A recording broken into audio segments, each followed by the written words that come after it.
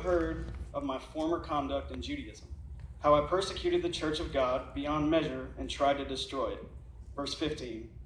But when it pleased God, who separated me from my mother's womb and called me through his grace to reveal his Son in me, that I might preach him among the Gentiles. So I don't think I need to tell you, but this is the Apostle Paul writing.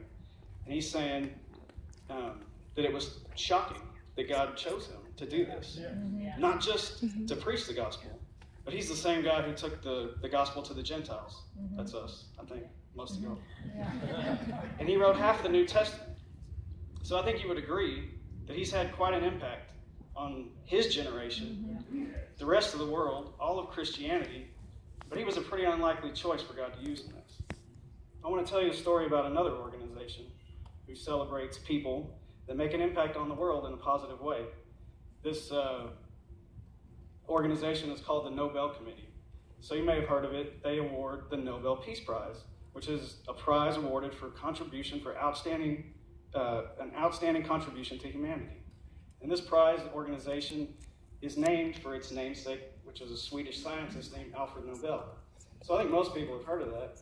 But what you may not know is that prior to establishing this endowment with his name on it, Alfred Nobel was in the family business. His family manufactured weapons of mass destruction. That's right.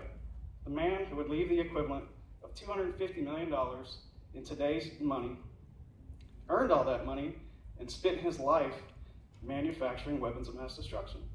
Does that shock you? It did me. And reportedly, he had no problem with what he was doing. He wasn't trying to change. He wasn't ashamed of what he did. Then one day, he was reading a newspaper, and he came across an article that gave him pause. This article reported his death.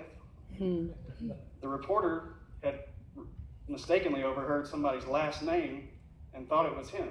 So they reported pretty ecstatically, they celebrated, the merchant of death is dead. But he wasn't. So upon reading this, he decided, this isn't the way I want to be remembered. I don't want to be remembered by somebody who contributed to death and destruction. I want to be remembered as somebody who contributes to life and others that contribute to life. When you meet Jesus, you immediately come face to face with who you really are. Yeah, that's good. Through Jesus, you can change your nature in this life and in eternity. Yeah.